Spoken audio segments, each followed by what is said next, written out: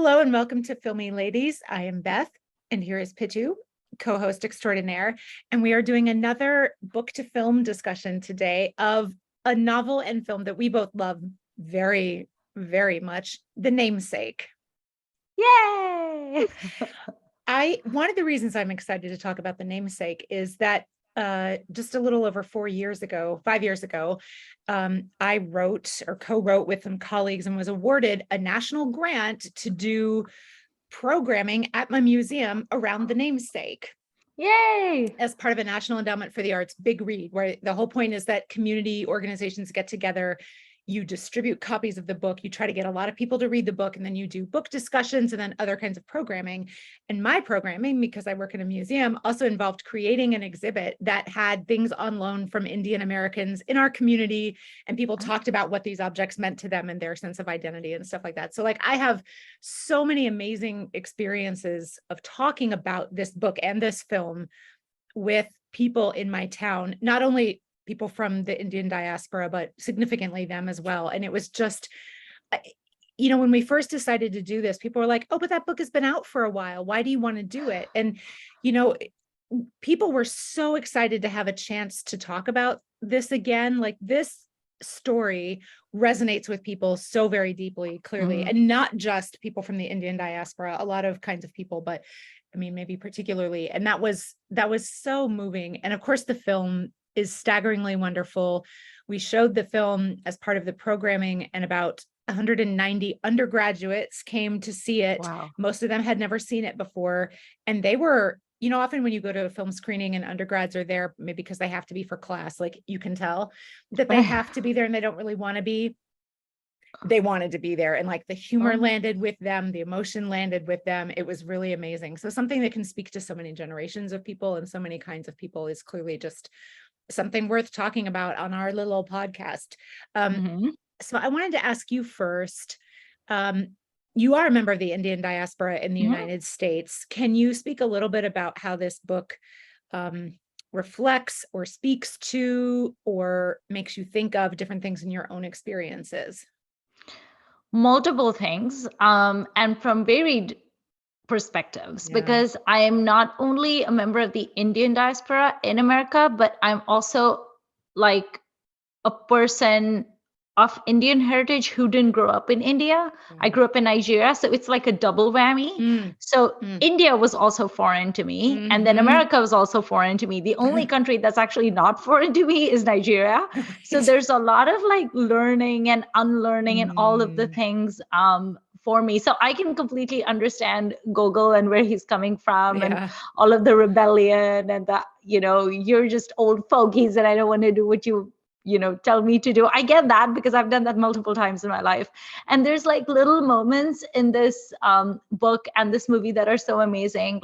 I love that scene where Ashima is newly arrived in New England, and she goes to the laundromat, even though Ashok has told her not to, by herself, but she goes and she basically shrinks all of his sweaters, and he's so upset about it, and she's so embarrassed about it. And I remember my own similar moment that happened when I was newly arrived in America, and I had a little student dishwasher. So I did my master's in Atlanta, and I realized now how lucky I was. I had such a nice little 1-bedroom apartment, and I had a dishwasher and everything. And I have so many student friends around here, and it's they live in absolute garrets in comparison. I had a good life. We had a pool and everything. But anyway, so we had a dishwasher, and I had never used a dishwasher in my life. And I was like, whatever, how hard can it be? And I did not have dishwasher detergent. I had dish soap. Which I did not realize that these are two different things. I was like, whatever. So of course, being very overconfident, I never asked any of my friends or anyone how to use a dishwasher. I was like, I'll figure it out. And I used dish soap, and I put that in the dishwasher. And I went and walked my dog, and I came back 15 minutes later to a completely soapy kitchen, and there were bubbles everywhere. And I went into full-on panic mode. I had been in this apartment for a week. And I could see my security deposit disappearing, and I was just horrified. I panicked, and then I knocked on my neighbor's door. His name was Keith, and I knocked on his door. He's a pothead, and he comes out like completely high, and he's like, "Hey, you need any help?" And I was like, "Yes, something happened." And then he came, and then like he was a pothead, so he couldn't really speak very clearly, and I was panicking, and my dog wasn't helping. Eventually, figured out my mistake, and he was like, "Well, you put dish soap in." I was like, "It's soap." For dishes. And I told like my classmates the next day, and one of my friends was like, he was from Topeka, Kansas, and he goes, "Didn't anyone tell you how to load a dishwasher?" Like, he looked at me like I was so stupid. I was like, "Actually, we don't have dishwashers in India, so no." But that's one of the things. I have also put dish soap in the dishwasher, and it was at my museum because we have a dishwasher, you know, for our for just like that's even lunch worse. dishes You and did stuff. it at work. Well, it wasn't great, but fortunately, and I had done it kind of at the end of the day. I was going to set it and leave. And fortunately, there were still some people around, and the bubbles were starting to come out. And so someone opened the door, and we Googled, and what you are supposed to do, if I recall correctly, is put salt in there, because the abrasive in the salt breaks up the surface tension of the soap that forms the bubbles. Because you can't put more water in to rinse it out, right? Right. So someone can fact check me on this, but I'm pretty sure what we did anyway was throw salt in there and just kind of let it, and then get it to drain, and then like you should be okay. Oh my god! Or like maybe run one more cycle. But yeah, so I have also done it. It was a very like Brady Bunch kind of moment with the soap foaming out, and you're like, yeah. It's very striking though. It's fun. I mean, it's and it makes for a good story once Great you're story. over the initial panic and the security deposit worries and the stonehead, the pothead neighbors and all of that jazz. But I think that's also one of the things I like so much about The Namesake, that so many times stories about immigrants and stories about the diaspora can be so weighty, and everything is so sad, and there's so much navel gazing. And I am not a sad person by nature. I'm a very happy, optimistic person. So one of the things I love, I like to cry, but I was going to say you're on record as saying crying is one of your hobbies. So okay. It is one of my hobbies. I like schedule time for it. No, but like one of the good things about The Namesake book and movie is that there's so much humor in it too. And it doesn't take itself that seriously. I mean, there's parts in the book and in the movie that are definitely serious, but it doesn't feel like a very weighty book and a very weighty movie. And I personally, and this is going to be such an unpopular and terrible thing to say, but I personally hate stories that focus on the diaspora. Precisely because I think that they focus too much on the negatives, and there is too much of a focus on how different everything is and the homesickness and all of that, and very little focus, I always feel like, on the joy and the wonder. You know, like there's no sense of like discovery and excitement. There's all of that is missing, and it's just like, boo-hoo, I miss home. And I'm like, okay, then why did you move? So what about The Namesake appeals to you? Well, as I mentioned in a previous episode, I come from a university town. My parents were professors, and I'm basically I'm a few years younger than Golgol, not by much. So maybe the same age as his sister, more or less. And so this is all completely recognizable to me, you know, especially once they're out of Boston and they're living in the smaller, either a suburb or a smaller town in Massachusetts. Like, I know all these people, the way the parent, you know, the way the dad talks about his work here and there. This world is it's just very familiar. And then of course, when you see it in the film, that was, you know, kind of an extra, like, and then the way they choose to use what's in the kitchen and like the carpeting and all that kind of stuff is very recognizable. But I, you know, as someone, my family's been in the United States, most branches of us, for over 150 years. But everyone, you know, almost everyone in the United States is an immigrant in some way or other. And this novel, I think, does such a good job at kind of bringing to the fore different American things, American identities, American ways of living, of talking to each other, of relationships and things like that. And I'm not saying they are specific only to the United States, but I think a lot of this book is it does get at some things that are American, or maybe even Mhm. North American, but because they're taking place in the East Coast of the US, we can talk about that. So I think that it just is so recognizable. But also things like everybody has well, almost everybody has a name, and almost everybody has some kind of story that goes with their name, even if it's just my parents liked it. My parents had a friend named that, mine are family names. It could not be a more standard story. Like there's nothing interesting about how I got my name, but I think we all have stories about our names from having lived it and things like that. And then it's interesting to think about how something is so specific to you and yet in some ways has nothing to do with who you are, because it was given to Mhm. you before you had any personality of any kind or Right. had made any choices or lived anything. And so I think some of those kinds of issues are really interesting and again, quite universal. So I think, I don't know, I just love thinking about some of those things. And while everyone did not have the experience of waiting for the name to come to them on a letter from Calcutta, Yeah. everybody's got grandparents. Again, I shouldn't say, I'm sorry, I keep saying everybody. I mean, most people. Many people have experienced generations before meddling in the generations now, Oh, yeah. or like having opinions about what someone's choice is and making a bigger deal out of something than maybe it really is. And then at the same time in the namesake, I think there's so many tiny things that become significant because each of us have those too, right? Like we all have these little memories that actually Mhm. create who we are. I'll also add that when I was doing all this work focused on the namesake, that project kicked off in terms of the public facing aspect of it right in the beginning of 2019 and the start of the new academic semester in 2019. My own father died 2 months prior, and I was a wreck. You and I were not in close touch at that time, but other people who are listening to this probably may remember some of that because I was public about a lot of it. I still have a lot of grief over that. I had a wonderful relationship with my father. He was a wonderful human. I'm very lucky that way. But so this time around watching this stuff, it just gutted me. Yeah. And I had been sad when I had watched and read it before, but this time it was so raw. And I didn't go back and look at the book for this podcast. I couldn't do it. Yeah. It's too hard. And the Golgol and his dad have such a complicated relationship at times, and that is, even if that's not your own experience, it's just so beautifully rendered, written and acted and directed and filmed, and everything about both depictions of this is just it's so effective, and it's so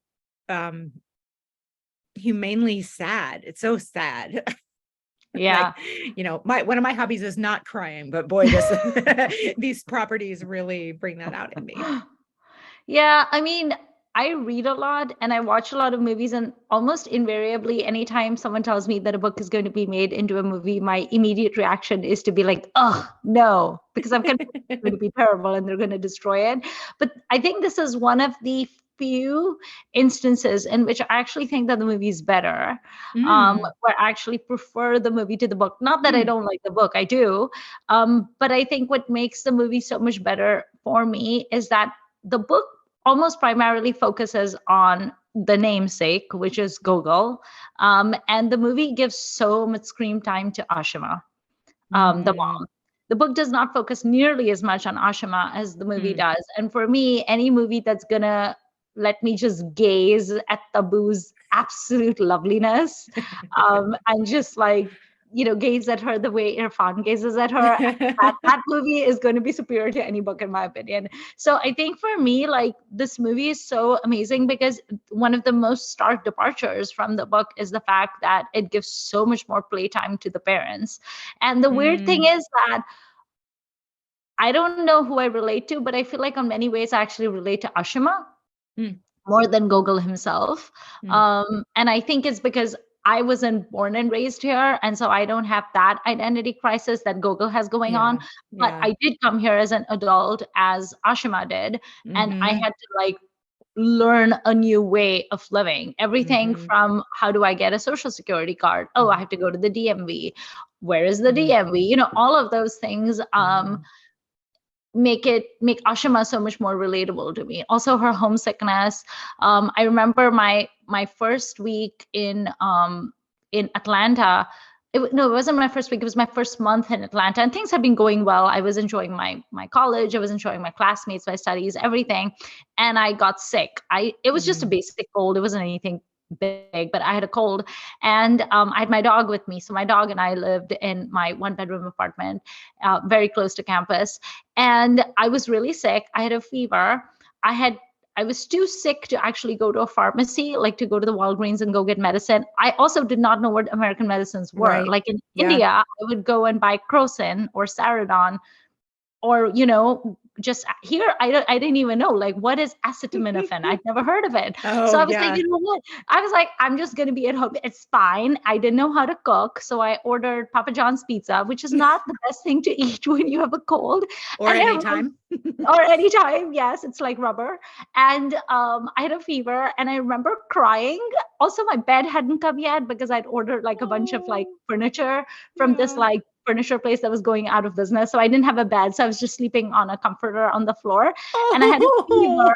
I was miserable. And I remember crying and crying. And my poor dog was like whimpering because she was so worried. She was like, what is happening to you? Are you dying? Please don't die on me. And I remember crying because I thought to myself, if I was right now in Mumbai, if I was home, my mom would be fussing over me. My aunt would be fussing over me. My cousin would be fussing over me. Like I would have a whole family holding my hand and giving me medicine and telling me to eat something. Instead, I'm alone. It's 1 a.m. I'm miserable, and no one gives a shit if I die, except for my dog. So I think Ashima's insane levels of it's not even homesickness, it's her loneliness that I relate to so much. Because when you come from, whether it's India or France or Bangladesh or Tahiti or wherever you've moved from to America or to anywhere, really, you leave behind so much. And eventually you do also gain a lot. You have your found family and your friends who become like family and stuff like that. And maybe you marry and have children, have your own family. But it's that beginning phase where you've left the old and you haven't yet gotten the new. That sucks. Especially if you're sick, because you just feel like, well, great, I have no one. So I just like related so hard to Ashima, and I just like love her character so much. And Ashok is such a darling. I mean, it's Irfan. Also, Irfan and Ashima's love story is like probably one of my favorite romances in Indian cinema. Yeah. And again, so convincingly portrayed by these great actors. Phenomenal. Did you know? Oh, I thought you would be interested in knowing this if you didn't already. Your favorite, Rani Mukherjee, was actually asked to play the role that Tabu did. She refused the film because of date issues. Yes. That's very interesting to consider. I think she would have been good.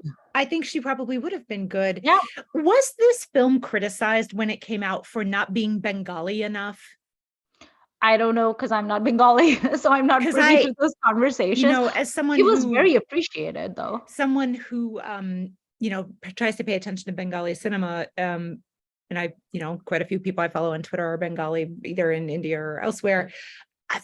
I bet that came up because I remember Amrita and I have talked about this so many times on podcasts when Detective Bumkesh Bakshi came out and people were like losing their shiz over like, that's not the India Coffee House or whatever, the potatoes were wrong. Right. So I just feel like because the book is specifically Bengali American, I would assume that there were some at least wishes that the cat, that something about it had been a little more, that the cast had maybe been or something. However, the professor that I worked with on this project is Bengali American, and she's always like, it's fine. So she's funny. Yeah. But I don't really pay attention to much of that pedantry because a lot of it just feels like complaining and wishful thinking. It's like, you got to get, as long as you have a talented cast, I don't really know but why like it matters. when something is yours, and it strikes you as being about you in a way, it's hard to see it. I mean, you were just saying you don't like when books are adapted at all often. So like, imagine that it was culturally specific, super specific to you. And then, but sometimes it feels very gatekeepy. That's true too. I think that's true. Like where is the boundary of this is mine and what's gatekeepy? Also, what is the definition of mine? Right. You know what I mean? Yeah. Like, I don't know. I always side-eye those things. I was looking up just briefly Jhumpa Lahiri's biography today because I didn't remember. She's lived in the United States since she was 3. So, and she calls herself American. And I thought she was a later arrival, and she was born in Britain. So Yeah. like you, she's, of Indian ancestry, but not. And she has lived in Italy since 2010 and is married to an Italian. His name sounds very foreign, but I don't know if he's Italian or Spanish or whatever. Yeah. Her children have like European names. Yeah. So I don't know. I think as the world gets more and more beige and boundaries start dissolving, I don't even know what many of these things mean anymore, especially if you live in California, where it seems like everybody is beige, So, a lot of people are from everywhere, They are. Which is, I wouldn't be surprised if I met someone from Timbuktu. I haven't yet, though. Seriously. Between the book and the movie, do you have a preference or no? No, it's whichever one I'm in the moment or have most recently engaged with. I had not reread the book between when it came out and then this project that I did. And I haven't looked at it again since, just simply because of the, dad grief issues. Yeah. But I do think it's, I like them both. And I don't, there must be books that I've loved that I had kind of strong negative reactions to films being made of, at least at the announcement stage. Actually, this may alter some people's opinion of me, but I'll share it anyway. Ooh. For a long time, one of my favorite novels was Bridget Jones's Diary, because I thought it was so epically funny. It's so funny and so well observed. And again, Bridget is, I'm a little bit younger than she and her friends, but not by a ton. So like as a Gen X, women's story, I think there's a lot that resonates in it. And when that movie came out, I was very skeptical, but I love that movie and I have watched it many, many times, but I think of them as different properties. There are things obviously that the film has changed and continues to change in the subsequent films. They're just different, but they are take inspiration from the same thing. And that's totally fine by me. I mean, as we know, they're adaptations of Pride and Prejudice in a way anyway. So like, why not? But I was very like, like, what do you mean Renee Zellweger is going to play a British person? But like, I loved it. Yeah, same. I think the last time I had that reaction where I was like, what? Was when they were going to make a movie out of Memoirs of a Geisha. So this is it's a while ago. No, it's a while ago. Because I just loved that book so much. And I was just like, they're going to destroy it. And there was actually quite a lot of negative buzz about it. Because I was very excited that Ken Watanabe was going to be in it, because I was like, yes. Yeah. But there was a lot of criticism hurled at it because most of the women who played the geishas in question were not of Japanese heritage. They were mostly like Chinese or Chinese American or whatever.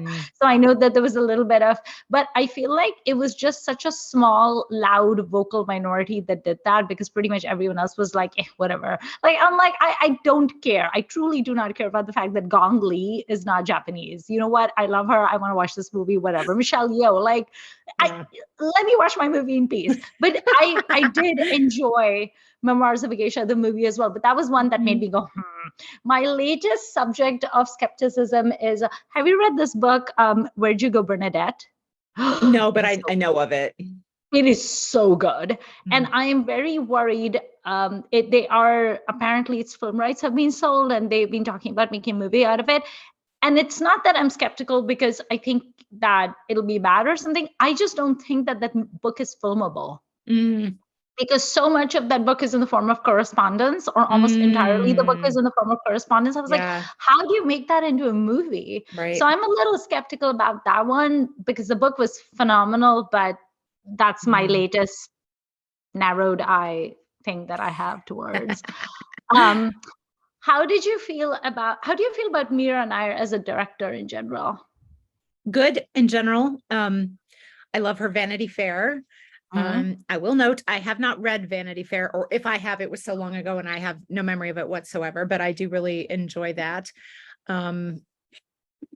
She's a Monsoon Wedding. Oh my God, I love that movie so much. I love Monsoon Wedding. I completely forgotten that was her somehow. That was the first Indian film I ever saw. Oh, really? Okay. Yeah. And it was I forget what we were talking about, where I kept saying I was bedazzled, but I was bedazzled. I think of the people in that film all the time. Those portrayals are so, so wonderful. I remember buying the soundtrack on CD and listening to it over and over again. Like I loved that film. Yeah. It was amazing.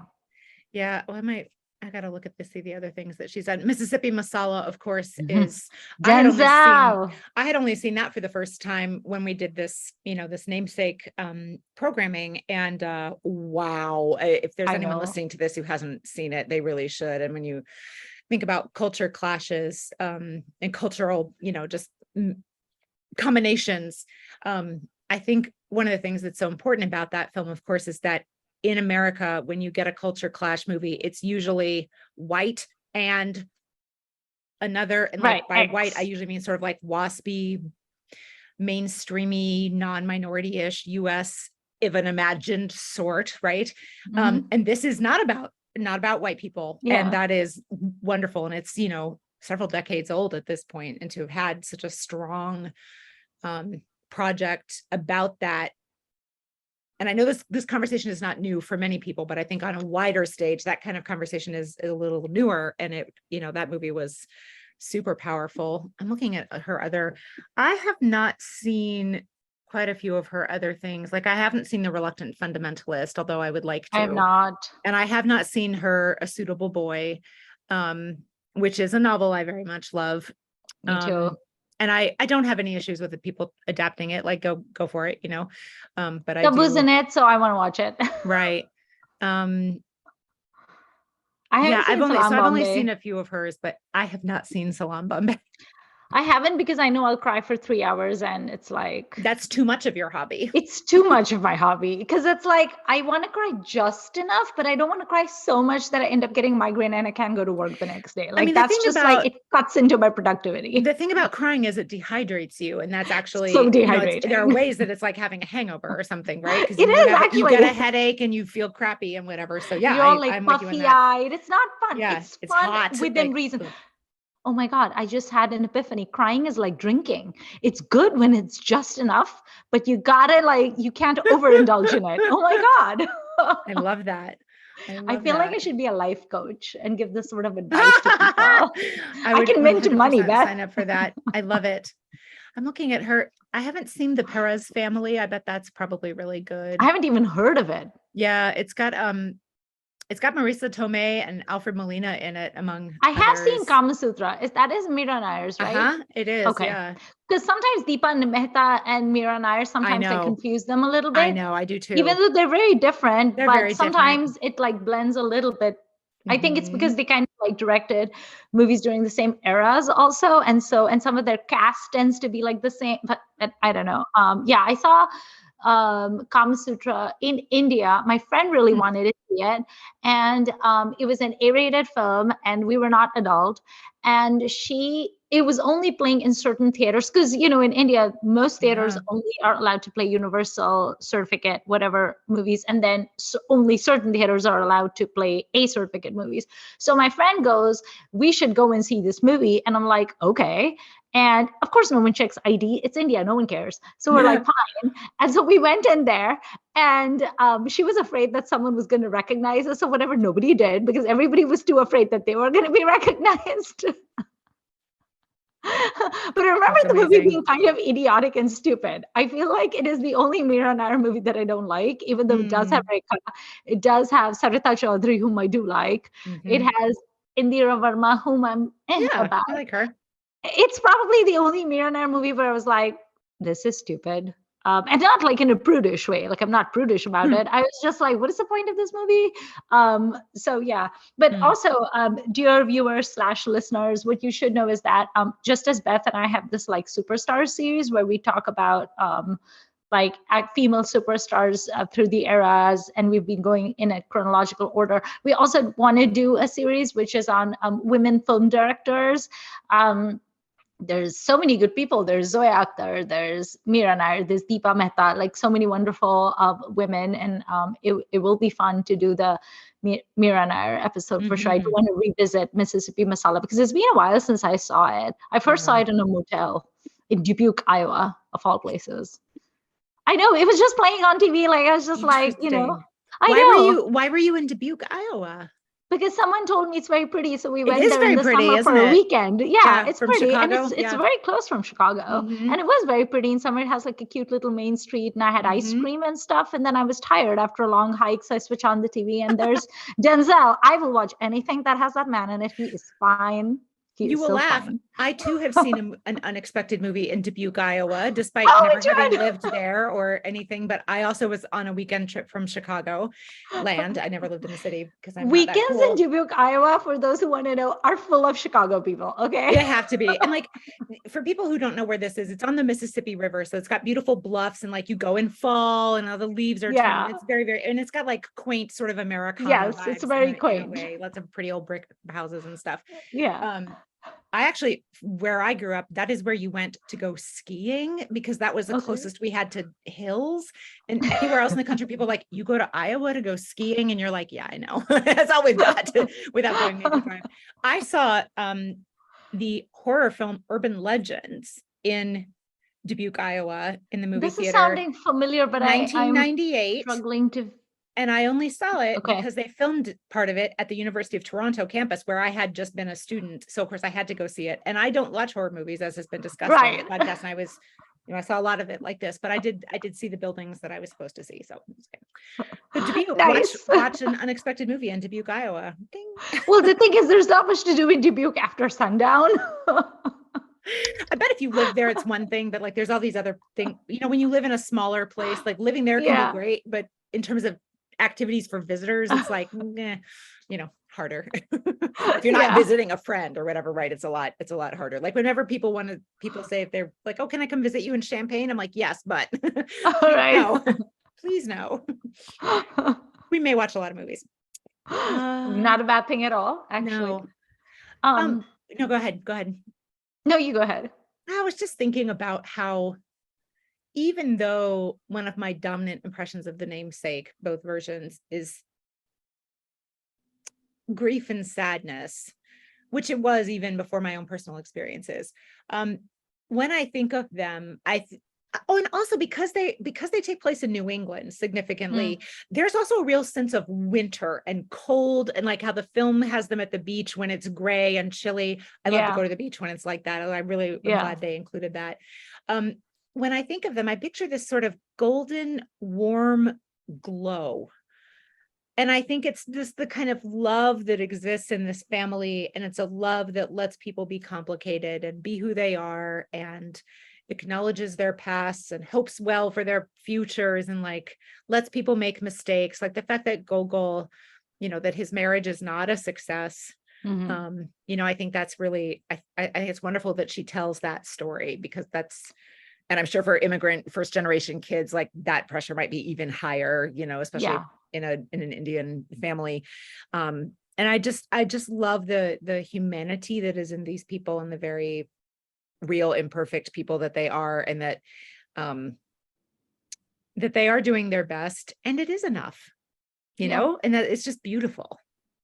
I think what makes The Namesake such an amazing love story for me, I know that's not what it is at its core. It's more of like a coming of age, at least the book is.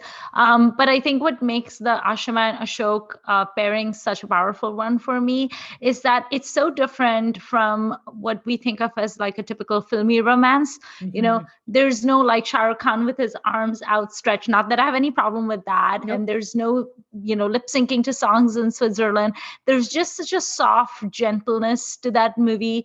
And, just sort of the shy glances that Ashok and Ashima, cast at each other. And then the scene where Ashok's family, like Irfan and his family, have come to see Tabu, and she's outside and she looks at his shoes, and they are very nice shoes, and she puts them on, and she's like walking over there, and then many years later on their trip to India, when he says, why did you pick me, and she says, well, I liked your shoes, and she's so flippant but so cute about it. And then he wants her to say she loves him, and she's like, say I love you like the Americans, and he's like, yeah, and she's like, no, and she just like walks away. Meanwhile, they've had 2 children, you guys.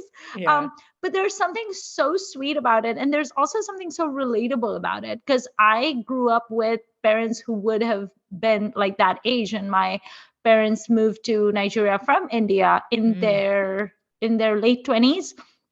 And I was a little baby. And I remember growing up, my dad would always bring my mom presents. He would always bring her like, chocolates, because she had a sweet tooth. And, anytime he flew abroad, he would bring her gifts from abroad. And they were always like simple, cute things. He would buy her baking books, for instance. So she had a whole library of cake and pie books that he bought in London primarily, because you couldn't buy books like that in Nigeria, and things like that. And my dad actually passed away when I was 15 years old. And I remember a few years ago, I was in India, and my mom was just like, trying to like throw away some of her old stuff, because my mom is a pack rat, you guys. So she just wanted to like get rid of some stuff. And I was like, yes, let's throw things away. I love this, so I'm helping her.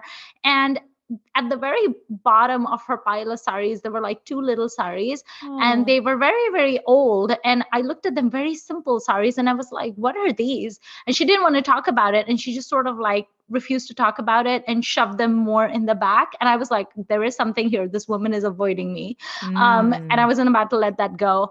And then a little while later, a few days later, I actually asked her about the saris, because I'd like snuck a peek at them. And she told me that, so my parents had an arranged marriage, and my dad was an accountant. He was a CA. So in India, you had to do this thing called articleships. I don't know if CAs still do that. I have no idea what it is, but it's where you go to different companies and you look at their accounts, and it's part of the training to be a CA. So he had been sent to do his articleship in a town called Baroda, which is in the neighboring state of Gujarat. And he didn't have a lot of money. He was a student. He just had like whatever stipend he got from his company and whatever pocket money his dad gave him. And he bought my mom these two extremely inexpensive cotton saris, bandhani tie-dye saris from Gujarat. And they were not allowed to see each other because they were engaged but not married yet. And my mom was still living at home. So apparently he called up my grandfather, my maternal grandfather, and said, can I come and see my fiance? I have a present for her. And my grandfather said, okay. And of course, it was one of those scenes like in The Namesake, where it's like the entire family is in the living room of a teeny tiny matchbox-sized apartment in Mumbai. Everybody is there. Everybody wants to know what it is that you have brought. And my dad shyly presented my mom these two cotton saris that he had bought with his absolutely minuscule stipend. And my mom had kept them all those years. Yeah. Like my dad passed away in 95. And she still has those, and she wouldn't talk about it. She wouldn't let me touch them. She's never gotten rid of them. She doesn't wear them. They're very, very frail now. But she still has them. So when I think of the kind of like the love and the romance, just this very sort of like old world, like our parents' generation kind of love that The Namesake has, it just reminds me of the kind of affection and the love I've seen with my grandparents or my mom or my aunt, like, those families where they're not that physically demonstrative, and they're very shy and sort of mellow about these things, but there's just such a deep and true devotion to each other. So I think that's also what I love so much about The Namesake, where it just feels very real, and it doesn't feel filmy, like it feels very relatable, I think. Yeah. Yeah. Am I remembering correctly that the name Ashima means like without border or without limit? And so like, I love that. They don't ever talk about her name, if I recall correctly, but, when I was doing all these discussions, a lot of the participants in these discussions were middle-aged women. And so many of us, like the book is actually about her, and how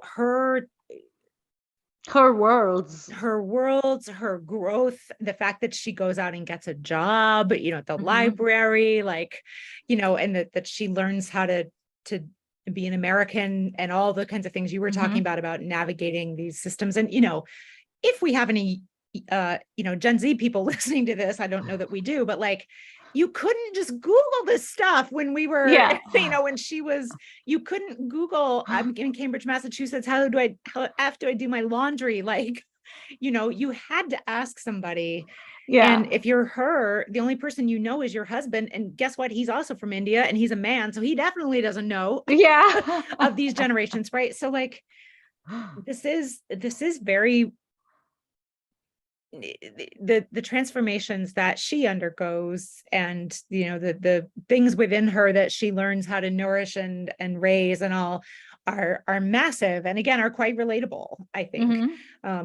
Even for women who maybe are who grew up in whatever country it is that they're currently living in, and so culturally have some of this knowledge, but to find your own inner fortitude and like let it fill you and to expand it outwards to help other people and relate to other people and all that kind of stuff. Like I love, she's so wonderful. And as much as I would love to, it's fun to think about Rani Mukherjee doing it, because I do think she would have been good. I think she would have been good.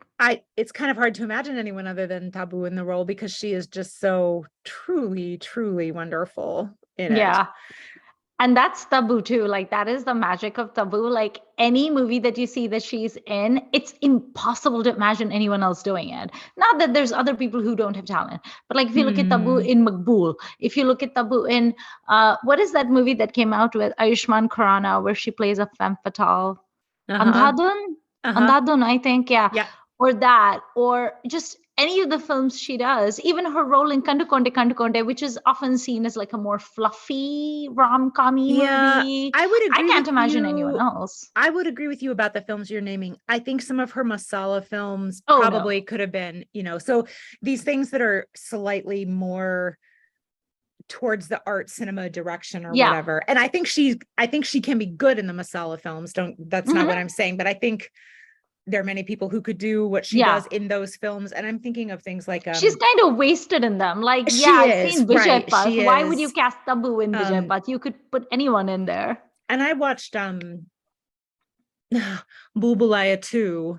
Oh, it was so terrible. I don't remember why I watched it, actually. I think I was trying to catch up on things for the end of the year or something, and when she is on the screen, it's instantly much improved. And then when the film sort of, when she kind of takes over towards the end of the film, it's definitely better. But like, did that have to be Tabu? No, but I'm glad it was. Also, I was very angry as a Tabu fan and as a woman. I was very upset about the de-aging thing that they did on her in Bhul too. Like they smoothed out her face and did all the things where her face lost all character. And I was like, you know what?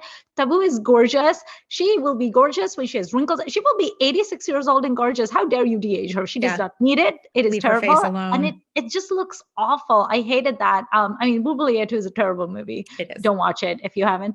But yeah, it's like, do we need Tabu in that movie? No, we want Tabu to be doing more of the roles that, Shefali Shah has been doing. Tabu is phenomenal. But I truly cannot imagine anyone else as Irfan. I think he was always the front runner for that role. Yeah, I mean, so I've been thinking about this a little bit since we decided to do this topic, and I think there are probably some other people who would have been okay, but I think he is definitely, I mean, why wouldn't you take him? Why wouldn't you take him for this project if you could? I love the fact that, go ahead. Well, I was just going to say that, I feel like I could be wrong about this. My impression is that Irfan's reputation just only grew as his career went on, right? Yes. So when this film was made in 2005, 2006, I know his reputation then, I suspect it was still quite strong, but it wasn't what it was when he died. Yes. Right. So I can imagine, I don't know this, but I can imagine that there were, to spot him for this film and get him for this film is a little bit of a different matter, maybe than it would have been if it had been made in 2015 or like when they made Life of Pi and things like that. Right. So he wasn't the Irfan widely then. Yeah. Maybe, but I'm sure among film professionals, I would not be surprised that they were like, well, duh, we told you, Well, him and Mira and I go a really, really long time back, though, because of Salam Bombay. Right. Because Salam Bombay is his first film. And I saw an interview of his where he talks about how his role was very, very cut. Like he's the letter writer in Salam Bombay. He doesn't even have a name. And his role was massively cut on the editing table. And apparently he was convinced this was going to be his big break. He was going to make it. He was very excited. And then Mira and I called him up in the middle of the night to tell him, listen, the movie's coming out and I just want you to know a large chunk of your role was cut. And he said he cried all night. I know. This is one of the things I love about Irfan so much. Like the reason he is so dear to me, the man was raw. I have never seen an Irfan interview, and I've seen so many Irfan interviews because I love him. He was always very honest. He was always very like, yeah, I thought my life was over. I thought my career was over before it had even started. I cried all night and I put on a brave face and I tried again. And I was like, oh, this is why I love you so much, Irfan. But you know, what makes me really giggle is that apparently Cal Penn's role was given to him because Meera Nair's son was a big fan of Harold and Kumar Go to Newcastle. I can believe that. Go to White Castle, and then they believe that. recommended. But it's so funny because my only real exposure to Cal Penn is because of two things: Harold and Kumar Go to White Castle, and The Namesake. So I have no, and then now as like a political person, you know, and so it to me, there's just so much cognitive dissonance. It's like Kumar, Golgol, what? Do you? So I've actually never seen Harold and Kumar. Do you? How do you think he does in the film? Because I have heard people say they think he is, while not awful, the weakest.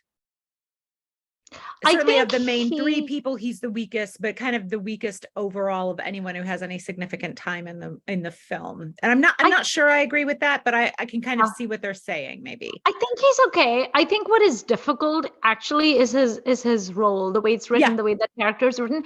It's kind of hard to root for Golgol, to be honest. I mean, like, I get it. I understand where he's coming from. I understand that it's kind of like, you know, when you see movies and TV shows about high schoolers and it's so hard to relate to them. Like, I know that you think your life is over because the cute boy dumped you or the cute boy isn't asking you to prom, but I couldn't care less. Like, that's right. Like, it just feels so vacuous and facile. And I know it's not vacuous and facile to that 16-year-old, but to me, looking at back with that lens, I'm just like, I don't care, you know? So I think it's kind of like Golgol's character is hard. It is. I mean, you have Irfan and Tabu on screen, and then you have him being petulant, and then you have him being childish, and you have him being unappreciative or uncommunicative. And you're just like, ugh, you know? But that's just the way his character is written. And I think that it's kind of a thankless job because I don't think he could have played it any better, to answer your question. And I think anyone who did that, you were always going to be a little bit annoyed by him. But I love his character arc. I love how he like blunders through everything and comes out okay. We feel like he's going to be okay. That scene, I haven't seen this in a while, but that scene where he and his wife go to the party. Oh yeah. Oh, and like their marriage is starting to fall apart. That Maushami's character is so unlikable. It is, but also so recognizable, right? Very recognizable. Oh, for sure. We have all met this person. And I don't want to take away her Bengali-ness, but like, I feel like we've all met that person wherever she may happen to be from. And oh boy. And of course, a guy like him is going to fall for her. And you're like, oh, I see where this is going. Yeah. Like from the moment she enters the screen, I'm like, oh, not you. Like, she's impossibly so artsy. Annoying. So annoying. Such a poser, so annoying, nose up in the air. I just want to smack her. And especially when I lived in New York, I met those people on a daily basis, and it was exhausting, Beth. It was so tiresome. I was very happy when I got out of the East Coast, let's just say. But yeah, she is very, very instantly recognizable and very hateable. But yeah, I think that's really well done too. I mean, I think she played her role really well. I thought Zuleika Robinson did a good. That's the thing. Like everyone in this film has done such a good role, such a good job. The screenplay by Sunita Raporwala, the direction by Meera Nair, the acting. Every single person has acted incredibly well. I also feel for Maxine, who is Golgol's American girlfriend. Imagine being with a guy who has never shown the least bit of interest in being Indian, the least bit of interest in being Bengali, has hidden all aspects of that life from you, Nick. And then when you try to comfort him, he's like, you don't get it. Yeah, because you never shared that part of your life with her. What is she supposed to do? I loved watching that kind of unfold because Maxine's family is a very specific It is. minority type of American family, right? And like, I would be just as smitten by Maxine as Golgol was. Like, I would want to be her friend. I would love to go to her family's house on the beach and like, or have Christmas with them or whatever. Like, that is a very Martha Stewart-y, hyper specific, probably very New England, like old money, particular kind of family. They probably birthed many a woke bro, right? Like, like Gwyneth Paltrow belongs to that clan. Yeah, and sort of like John Kerry and some of those people, right? Like, it's hyper specific, but also because it's a thing you see in American media from time to time, like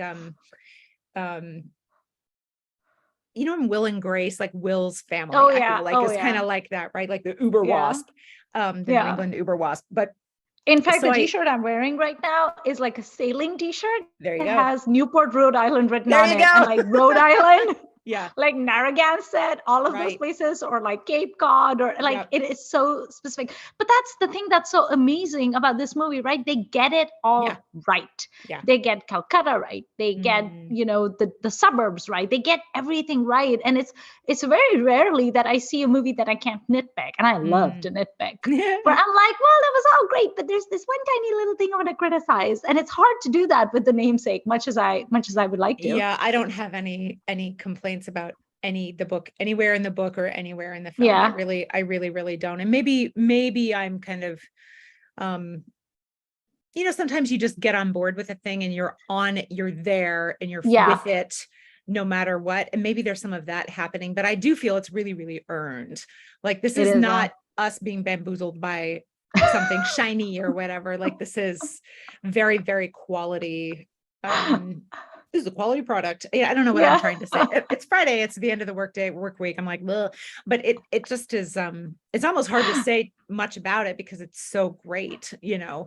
I'm going to start like every episode that we do. If I feel like a certain thing is not objectively worthy of the praise I'm heaping on it, but I think I'm being bamboozled, I'm going to be like, there's a possibility that I was bamboozled. Oh, I get bamboozled. And it wasn't actually that good. I get bamboozled all the time. And bamboozled and bedazzled.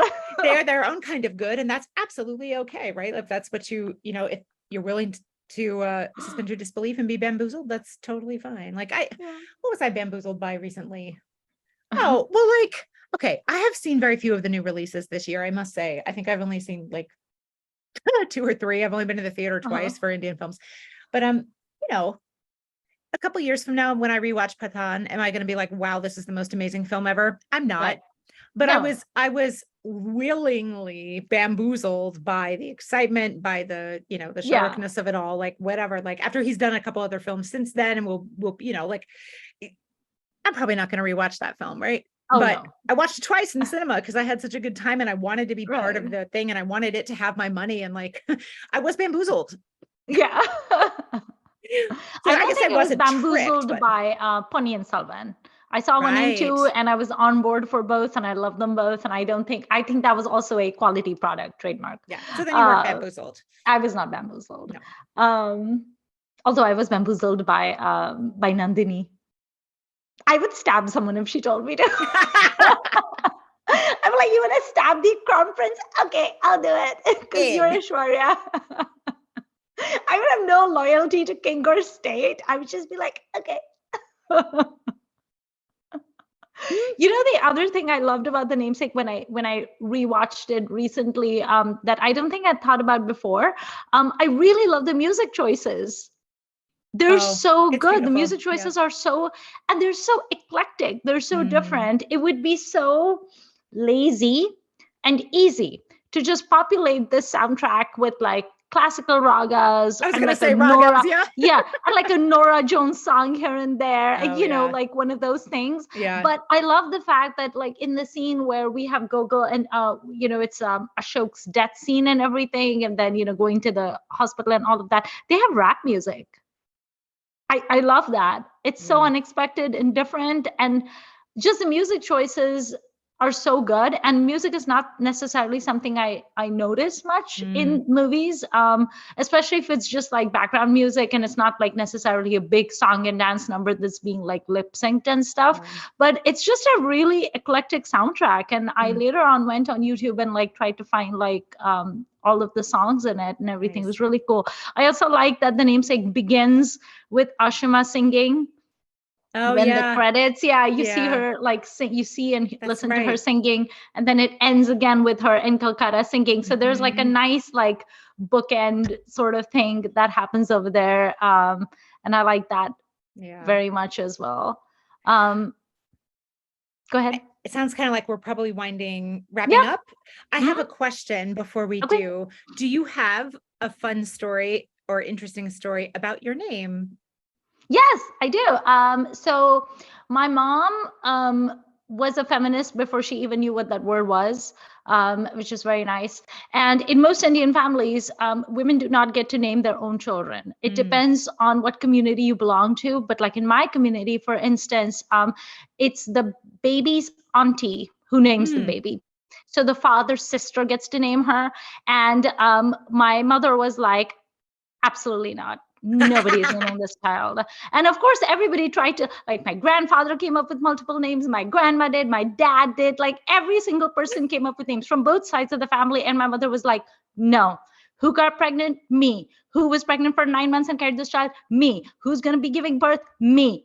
I will name it. It is my child. And my mother to this day will tell every single person loudly, you got pregnant, you had the baby, you carried it for 9 months, you went through labor pains, you would get to name the child. And people, like young people, are shocked by her saying this. So everybody in the family knew that only my mother would name the child. And she originally wanted to name me Sitara Devi, who was a very famous Kathak dancer, because my mom admired her and she would perform on television. And of course, I have 2 left feet, so I'm kind of glad she didn't name me that. That's a lot to put on a child. Yeah, I know. She was like, you will be like the great Sitara Devi. I mean, I am dramatic, but I can dance. So then she came up with Nayantara, which means the stars in my eyes, which is a wonderful name. Beautiful. And that I would have liked. And my father thought it was too long and complicated and multisyllabic, which I was like, who cares? I don't care. It's such a wonderful name. So he vetoed that, and she was like, fine. And then she was so in India, you don't have to have the birth certificate ready to go. You can, in fact, do what they do in the namesake, where you can come back later and then have it filled out. That's fine. Like, after a month or whatever. So my mom had a male doctor who has assisted in the delivery of all the babies in my family. And he was Punjabi. And when I was born, he said to my mom, he said, do you have a name thought of for the baby? And she said, no, because I keep coming up with good names and my husband keeps vetoing them, and I will name my child. And then he said, if this was my baby, I would have named her Preeti. And Preeti means love in Hindi and in Sanskrit. And my mom said, really? Why? Apart from the fact that every other child in Punjab is named some version of Preeti, he says, because Preeti means love, and to look upon this baby is to love it because it's so cute. And my mother was like, I like that. So before she could change her mind, she got the nurse to get her the form and she wrote my name. And then by the time everybody got to the hospital, she was like, yes, this is my child. My child's name is Preeti. Meet Preeti. And they were like, okay, sure, great, of course. And then, of course, my family being very, very lazy, no one could pronounce it because my cousins were much younger and they couldn't say the letter R. So they would keep calling me Piti, and then it became Piti, and then it became Pitu. They just couldn't, they were too young to be able to pronounce it. So they kept calling me Pitu, and then that just sort of stuck. And so everyone in my family and all my friends called me Pitu. And then when I started blogging and everything, I started blogging under the name Pitu, because literally no one calls me Preeti. The only people who call me Preeti are coworkers. Wow. Yeah, it's my identity everywhere is Pitu. And I always struggle with, because I'm like literally if I'm walking down the street and someone says Preeti, I won't turn around, because no one calls me that. They just call me Pitu. So I also really appreciate the fact of I'm not Bengali, but the whole thing about Bhalonam and Daknam, the good name and the pet name, I relate to that very much, because I do not relate to my good name at all. I just think of myself as Pitu, which I think fits me better than Preeti does, because I'm not very lovable. And Pitu is an alcohol in Brazil, I am told. So Nice. Do you have a story about your name?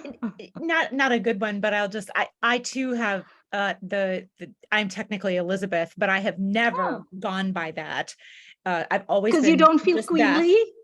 I don't know, it was just too long or whatever. Like, but Elizabeth has more nicknames for it than probably any other name I've ever heard. It's got, if you go to the Wikipedia page for it, it's just oceans, and it's in any culture that has the Bible in it, has an Elizabeth in its language, and they all shorten it, and it's all, so it's, and because like in English, it has the sound in it, and a lot of languages don't do that. So like it becomes S and all sorts of other things. Right. So like I could basically be anything. And I took probably maybe Beth is not as easy as Liz, but I've always just been Beth. But to the extent that, like you were saying about your name, if someone says it on the street, you don't know it's you. When substitute teachers would come and they would read Elizabeth off the roll sheet, I didn't realize it was me. At the doctor's office, they'd come out and say Elizabeth, and I'm like, when is my turn? But I have almost always been the only Beth in my classes, in my musical ensembles, at my workplace, whatever, like my friend groups. It's a super common name in the United States to be Elizabeth. Yeah. It's one of the top 10 most used names, I think, for a century or something like that. Wow. Like, everybody knows Elizabeth's, and it may be their middle name, but like it's super common. Right. But at work a few years ago, when I got I had a new boss, and her name was Beth also, and I was like, I don't know what to do. And then we got another new employee who was also named, she was Elizabeth. So like the second Beth started going by Elizabeth very kindly, because I was kind of having a little bit of a panic attack or something about this. She started going by Elizabeth, even though a lot of her family and all calls her Beth as well. And then the other person came and she was Elizabeth, and we're like, now what do we do? Right. Now she gets to be Lizzie, like Lizzie Bennett. And there was a time in graduate school when I did a library science degree, which is, a field that has a vast majority of women in it. And there were multiple other Beths in that. And in a class one day, there was a class of like 20 of us. There were 3 Beths in this class of 20, and the professor, like in the second week, couldn't remember my name. And I was like, just guess, you're going to get it. Like, yeah. But no, I have no like interesting things about my name. It's just super common. And I have always resented that there are not a lot of words that rhyme with Beth. So it does not appear in songs very much. There's like death. I was just thinking of death. I was like death, and then I was like, death and breath, and that's like, that's about breath. It.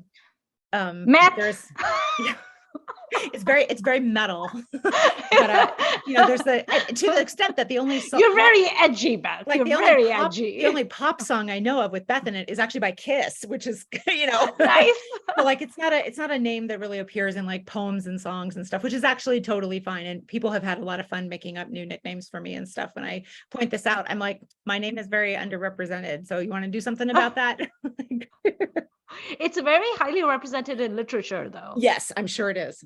I'm sure it is. And so there are many famous people, many, the Elizabeth of this European place or that European place. Like obviously there's a million of those, and there's always, if you want to get the little plastic license plate for your bicycle when you're a kid. It's like, there's always a Beth. And that, like my best friend growing up, who is still one of my very best friends, is named Melina, which is a beautiful Greek name, but is not super common in the United States. No. Like, there was never a Melina little license plate for your bicycle. Well, it's also funny too, because like Preeti is such a pan-Indian name. I mean, literally, it's one of those names that North India, Western India, Eastern India, South India, everybody has Preeti. And there's always the male version of it, which is Preet or Harpreet, Preet, whatever, like so common, right? And it's like, it's just so common. And it's so funny because in India, if I tell someone my name and I'm like Preeti, and no one bats an eyelid because they're like, yeah, whatever. It's like the Jennifer of India. But then here, I introduce myself to people, and like, in work settings, I don't tell people my name is Preeti. I'll just be like Preeti, and they're like, that's lovely. What does that name mean? It's bad. And I'm like, it's nice, isn't it? Because like I get to feel special for like a few minutes, except for that situation a few months ago when the lady told me that Preeti is her favorite name because she watched Kabir Singh. And then I was very upset about that. We don't like that at all. No, we do not like that. I have a little ongoing, if I see in the news that an Elizabeth has done something horrible, I'm like, nope, you're letting us down. Oh, like the Theranos lady. Right. she's very bad. There's like a super right-wing German political lady or like protester lady who's awful. Like there's some bad, I mean, there's so many of us, like there's going to be some bad actors too, but like every now and again, I'm like, nope, you cannot be in the club anymore. So are you a good Elizabeth? Are you a bad Elizabeth? Or are you just kind of okay-ish? Right. No, it was a question. Oh, me. I mean, in the grand scheme of things, I'm probably fairly neutral. I think, like, Okay. I'm a person in an energy over-consuming country, so like I contribute more than my share of environmental degradation by nature of being someone in contemporary America. But like, I try to do good work and like rescue dogs and